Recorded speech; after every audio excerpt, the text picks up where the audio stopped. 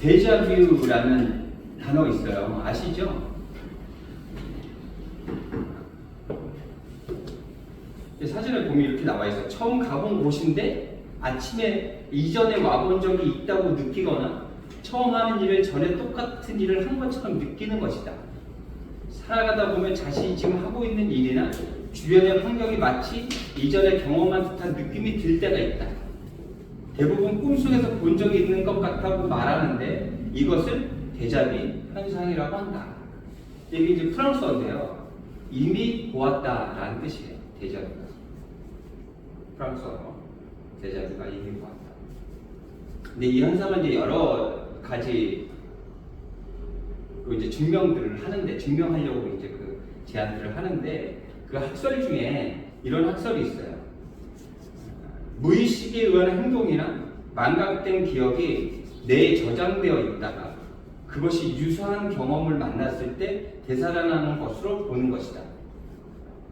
사람의 뇌는 엄청난 기억력을 가지고 있어서 스치스치 한번 본 것도 잊어버리지 않고 차곡차곡 뇌세포 속에 저장하는데 이런 세포 속의 정보들을 모두 꺼내는 것은 아니고 자주 보고 접하는 것들만 꺼내 본다고 한다.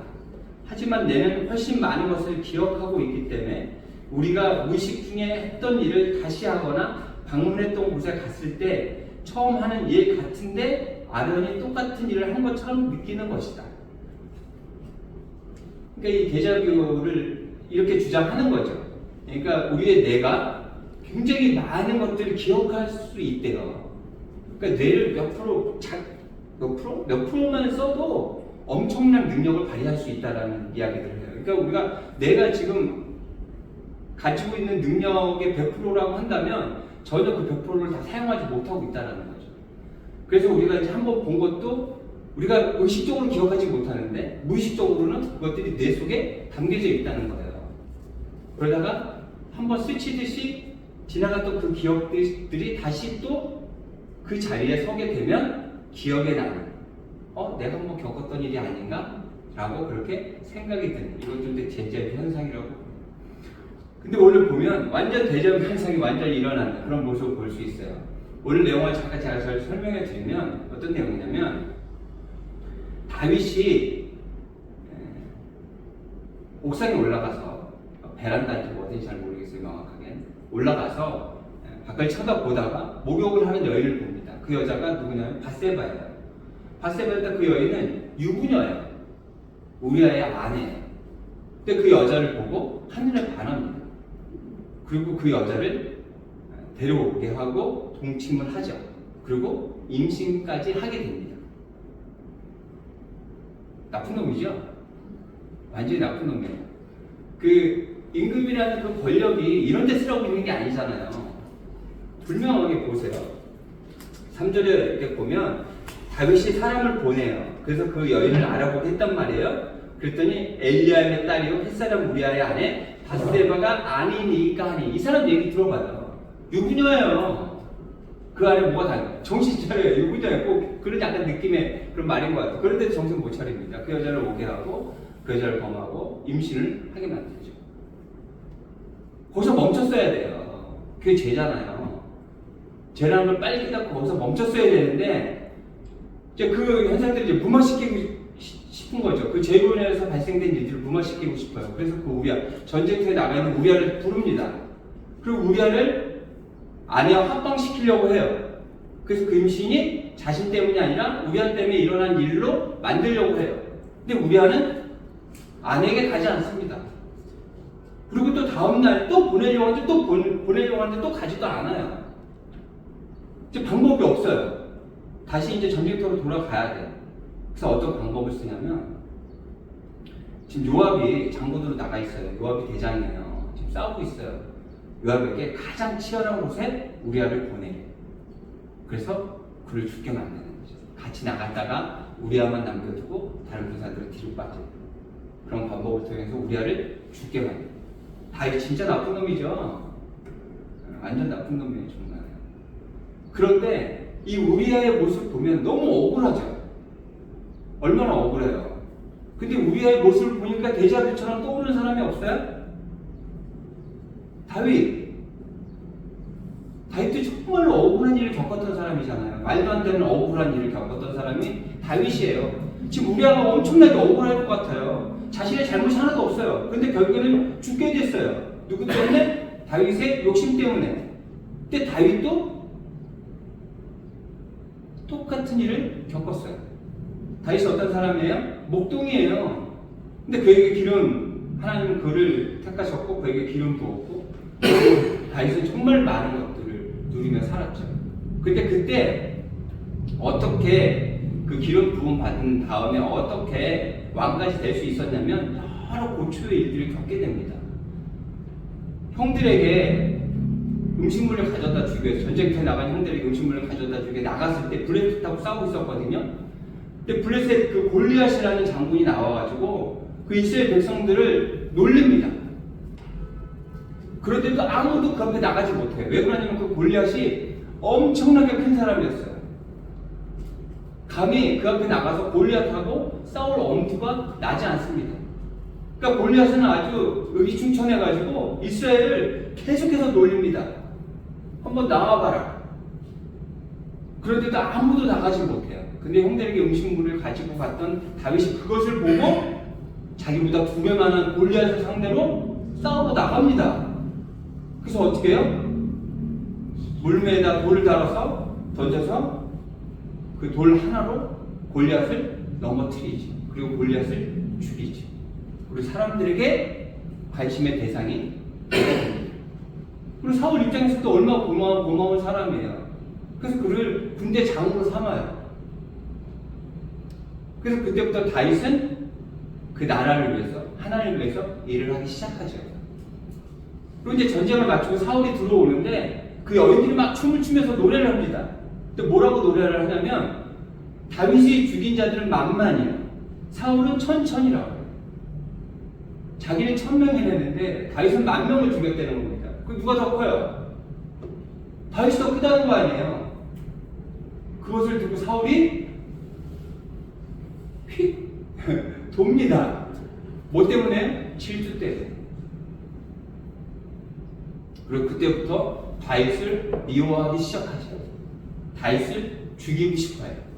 자기에게 꼭 필요한 장군인데도 불구하고 그것을 깨닫지 못하고 질투 때문에 다윗을 죽이려고 하죠. 그래서 다윗처럼 똑같은 일을 저질러요. 사울이. 자신의 딸 미가를 주겠다 그래요. 그 대신 조건을 겁니다. 어떤 조건이냐면 블레셋 군대와 싸워서 100명을 죽였다는 증거를 가지고 와라. 그럼 내 딸 미가를 너의 아내로 주겠다 그래요. 근데 그때 다윗이 나가서 몇 명을 죽이냐면 200명을 죽입니다. 그리고 200명을 죽였다는 그 증거를 가지고 와요. 그래서 미가를 아내로 맡게 되죠. 사울도 다윗처럼 다윗을 전쟁터로 내몰아서 죽게 만들려고 했던 거거든요. 근데 사울의 뜻대로 되지 않았죠. 다윗은 뜻대로 되었지만, 다윗은 뜻대로 우리를 죽였지만 사울은 뜻대로 다윗을 죽이지 못했어요. 그렇게 억울하게 다윗을 쫓겨다니는 그런 인생을 살았습니다. 사울은 다윗을 이제는 막 내놓고 죽이려고 다윗 있는 곳으로 막 쫓아갑니다. 그래서 다윗을 죽이려고 그래요. 다윗은 잘못한 게 없는데도 계속해서 피해 다닙니다. 그러다가 사울을 죽일 수 있는 기회가 2번 있어요. 동굴에서 2번이나 죽일 수 있는 기회가 있었어요. 그런데도 다윗은 사울을 죽이지 않습니다. 왜 그러냐면 사울이 기름 부음 받아 왕이 됐기 때문에 하나님의 기름 부음 받은 자를 내가 죽일 수 없다. 그렇게 하나님 앞에 순수했던 사람이 다윗이에요. 그렇게 억울하게 도망다니면서도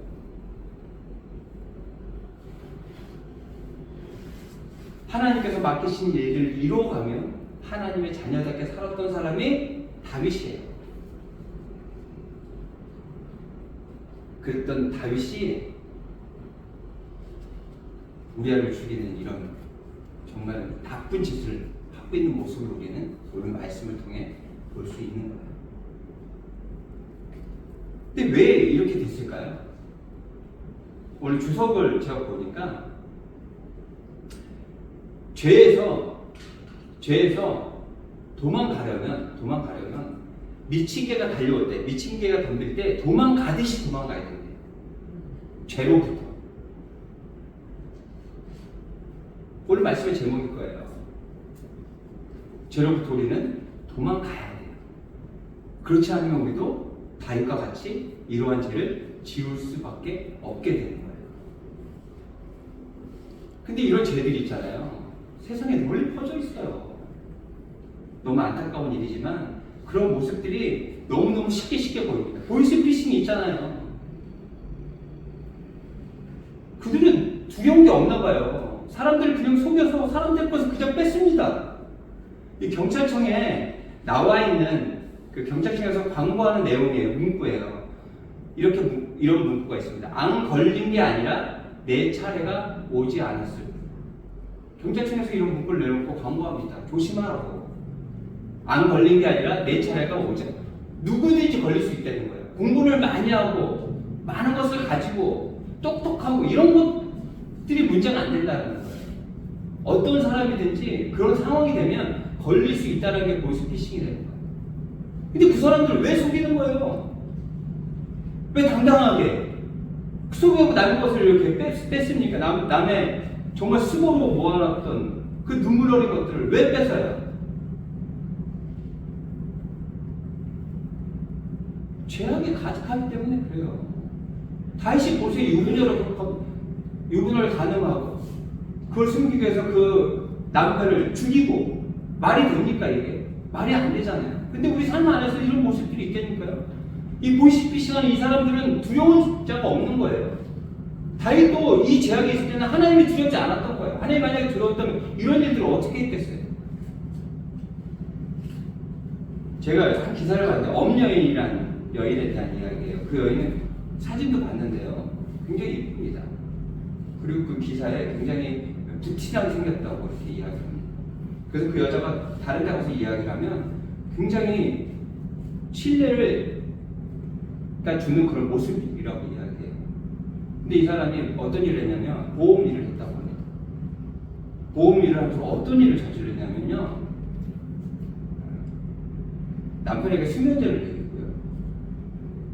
그 자고 있는 남편의 눈을 찔러갖고 실명시켜요. 왜냐면 실명하게 되면 보험금이 제일 많이 나옵니다. 말이 돼요. 그 가족들, 그 근처에 있는 사람들이 10명 중에 3명이 죽었대요. 그리고 5명이 불구가 돼요. 그 동생이 어디 가고 우리 누나 옆에 있는 사람들은 모두 다 죽거나 아프다라는 얘기가 어떻게 들어가가지고 조사하게 되고 조사를 해보니까 이 여자가 이런 일들을 벌인 거예요. 죄악에 물들면요 이렇게 되는 거예요. 어디 가장 가까운 가족들을 그 어머니가 그랬대요. 내 딸이지만 절대 나와서는 안 된다. 감옥 안에서 살아야 된다. 나왔다가 더 큰 일을 저지를 주고 라고 이야기했대요. 그래서 무기징역을 받아서 지금도 징역형을 살고 있다고. 이 죄가 이렇게 무섭다니까요. 이 죄 때문에 다윗이 이런 일들을 벌이게 된 거예요. 그렇다면 왜 이런 죄악에 빠질 수밖에 없었을까? 라는 생각을 해봐야겠죠. 1절입니다. 같이 한번 읽어볼까요? 같이 한번 읽어봅니다. 시작. 그 해가 돌아와 왕들이 출전할 때 겨울 때 비가 많이 온답니다. 그리고 질퍽해서 싸울 수가 없대요. 그 겨울이 지나면 이제 싸울 수 있는 시간이 된 거예요. 그래서 왕들이 그때는 이렇게 했나 봐요. 해마다 이렇게 싸웠나 봐요. 그래서 왕들이 다 출전했대요. 근데 다윗은 예루살렘에 그대로 있었다고 합니다. 자신이 지금 맡은 바 일을 하지 않고 있는 거예요.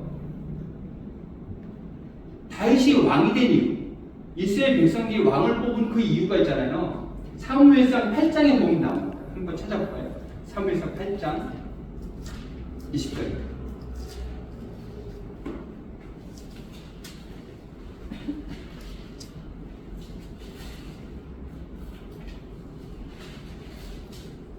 (8장 20절) 찾았어요? 같이 한번 읽어볼까요? 시작. 우리도 다른 나라들 같이 되어 우리의 왕이 우리를 다스리며 우리 앞에 나가서 우리의 싸움을 싸워야 할 것이니이다 하는지라. 왕을 뽑은 이유가 뭐예요? 나가서 싸우라고. 맡은 바 역할이 그거예요. 군대를 이끌고 나가서 제일 앞에서 용맹하게 싸워야 되는 게 왕의 할 일이에요.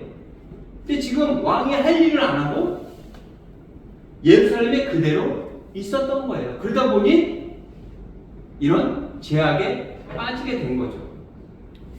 자기의 맡은 바 역할을 감당해야 됩니다. 우리 믿는 사람의 역할은 어떤 역할을 해야 돼요? 예배에 참석하고요. 하나님을 찬양하고요. 정해진 시간에 하나님께 기도하고요.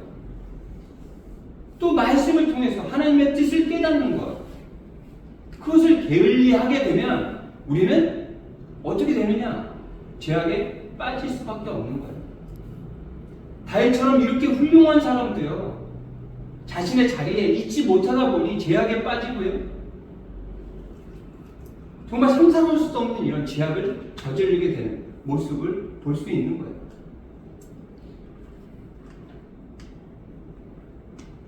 우리 믿는 사람들로서 있어야 할 자리가 어디인지를 다시 한번 생각해보고 꼭 그 자리에 또 그곳에 또 꼭 해야 될 일들을 하는 우리가 되어서 죄악에 빠지지 말고 하나님께서 바라신 하나님 자녀다운 삶을 살아가는 우리가 되어야 하겠습니다. 그렇게 살아가시는 여러분들이 되어야 합니다.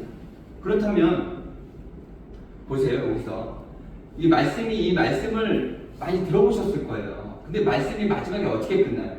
이렇게 죄악을 저질렀지만 다윗은 나중에 침상이 눈물에 뜰 정도로 그렇게 간절한 회개를 통해 하나님께 용서받고 또 하나님의 자녀다는 삶을 이어갔다. 이렇게 말씀이 끝이 나는 경우들이 많이 있었죠. 저도 그렇게 말씀을 전했던 기억이 있습니다. 하지만 오늘은 우리의 입장에서 말씀을 끝내고 싶어요. 우리 한번 볼까요? 이제 우리아를 부릅니다. 이제 그 다윗이 자신의 죄를 어떻게든지 무마시키고 싶어서 이제 우리아를 불러요.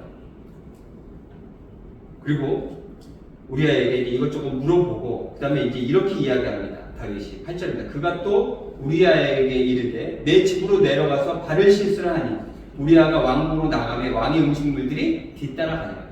왜? 지가 가서 아내하고 같이 시간을 보내야 돼요. 지금 다윗 입장에서는. 그러니까 집으로 가라 그러고요. 그 다음에 음식물까지 내려보냅니다. 그런데 우리아는 어떠냐면 보세요. 9절 그러나 우리아는 집으로 내려가지 아니하고 왕궁 문에서 그의 주의 모든 부하들과 더불어 잔지 안 내려갔어요. 그리고 다윗에게 어떤 사람이 이렇게 이야기합니다. 10절입니다. 어떤 사람이 다윗에게 아뢰되 우리아가 그의 집으로 내려가지 아니하였나이다. 다윗이 우리아에게 이르되 내가 길 갔다가 돌아온 것이 아니냐 어찌하여 내 집으로 내려가지 아니하였느냐 하니 이제 여기서 우리아의 이야기를 잘 들어봐야 돼요. 11절입니다. 우리아가 다윗에게 이르되 언약궤와 이스라엘과 유다가 야영 중에 있고 내 주 요압과 내 왕의 부하들이 바깥들에 진치고 있거든 내가 어찌 내 집으로 가서 먹고 마시고 내 처와 같이 자리이까 내가 이 일을 행하지 아니하기로 왕의 살아계심과 왕의 혼의 살아계심을 두고 맹세하나이다 하니라. 뭐라 그러냐면요. 하나님과 이스라엘과 유다와 그리고 왕께 부끄럽지 않은 자가 되겠습니다. 얼마나 집에 가고 싶었겠어요. 아내를 얼마나 보고 싶었겠어요. 하지만 그것보다 하나님께 또 왕께 자신의 동료들 그들에게 부끄럽지 않은 자가 먼저 되겠다라고 이야기하는 거예요. 제가 어저께 그 UK 프로를 봤는데 거기에 그 나태주 시인의 그 딸이 나왔어요. 근데 그분은 서울대에서 교수로 재직하고 계시는 그런 분이었어요. 근데 그 나태주 시인의 이제 이야기들을 하는 과정에 이런 이야기가 나왔어요. 그 전에도 뭐 거기 그 프로에 나왔었던 모양이에요, 나태주 시인이. 그러니까 자기 묘비, 그 묘비명에 대한 이야기를 했다고 합니다. 그 묘비명이 이거였어요. 많이 보고 싶겠지만 조금만 참자. 많이 보고 싶겠지만 조금만 참자. 굉장히 감동적인 이야기일 것 같은데 이 내용이 어떤 내용이냐면 이 얘기예요. 자신이 죽으면 자신의 묘지에 뭐 누가 오겠어요. 자신의 그 자녀들이 오겠죠. 딸과 아들이 이제 오겠죠. 그들에게 하는 이야기인 거예요. 많이 보고 싶지? 조금만 참아. 너희도 곧 죽을 거야. 라는 이야기예요. 거기서 뭐라 그러냐면 이렇게 이야기합니다. 남은 시간이 이제 얼마 남지 않았으니 정말 인생을 보람있게 살아. 값지게 살아. 라고 하는 그 내용이 그 안에 포함되어 있다고 그래요. 근데 우리 믿는 사람들은 그렇지 않죠. 그것도 굉장히 중요하죠. 남은 시간을 값지게 사는 것도 중요하지만 우리는 그 너머에 꿈을 갖는 그 이유가 그 너머에서 우리를 다시 만날 수 있기 때문이죠. 그렇죠. 모든 사람은 다 죽어요. 다 한계 있는 인생을 살아가고 있어요. 언제 죽느냐는 우리의 손에 달려있는 것이 아니라 하나님 손에 달려있는 거죠. 그래서 그 죽음도 우리는 하나님께 기도해야 돼요. 고통스럽지 않게 하나님이 바라실 때 하나님 계획 안에서 모든 것들이 이루어지게 해달라고 그것도 기도해야 돼요. 왜 그러냐면 그 죽음으로 모든 게 끝나는 게 아니거든요. 우리의 모습을 보면서 그런 생각을 했어요. 너무 억울하게 죽어서 정말 얼마나 억울할까. 이렇게 하나님께 부끄럽지 않은 자가 되려고 했던 사람인데 이렇게 죽여야만 했나 라는 생각을 했지만 결국에 사람은 죽는다 이거예요. 죽는데 어떻게 살며 죽었을까? 어떻게 죽는 것이 어떻게 죽었는가가 더 중요하지 않나라는 생각이 들었어요.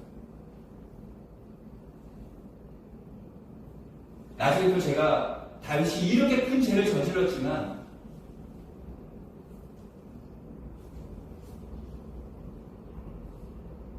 은혜를 받고 회개하고 다시 하나님의 자녀가 되었다니 그런 설교를 또 하겠지만 오늘은 정말 너무 괘씸해요. 다윗이 너무 괘씸해요. 하지만 우리 아이를 그렇게 불쌍하게만 보고 싶지 않아요. 그 이유는 그가 마지막까지 하나님 앞에 동료들에게 부끄럽지 않은 인생을 살았다는 거예요. 우리들도 언제 죽을지 몰라요. 하지만 그 시간 안에 우리가 어떻게 살았느냐가 정말 중요하다는 것을 오늘 말씀을 통해 다시 한번 생각해 보게 되었습니다. 어떻게 살겠습니까, 여러분? 좀 하나님 앞에 좀 부끄럽더라도 좀 더 많이 갖고 좀 더 누리고 그런 인생을 살아가겠습니까? 아니면 조금 없더라도 좀 부족하더라도 하나님께 부끄럽지 않은 자로 살아가시겠습니까? 어차피 우리의 삶, 우리의 인생 정해져 있습니다. 우리의 죽음도 하나님께서 예정하고 있습니다. 모든 것들이 하나님의 손 안에 있다라는 거예요. 우리의 할 일은 무엇이냐면 이 땅의 삶을 살아가며 하나님 앞에 부끄럽지 않은 자, 하나님이 기뻐하시며 그래 넌 내 자녀야, 내 아들이야, 내 딸이야 라고 할 수 있는 그런 삶을 살아가는 우리가 되어야 합니다. 그렇게 살아가시는 대학생 그리고 우리 교우들 되시기를 바랍니다.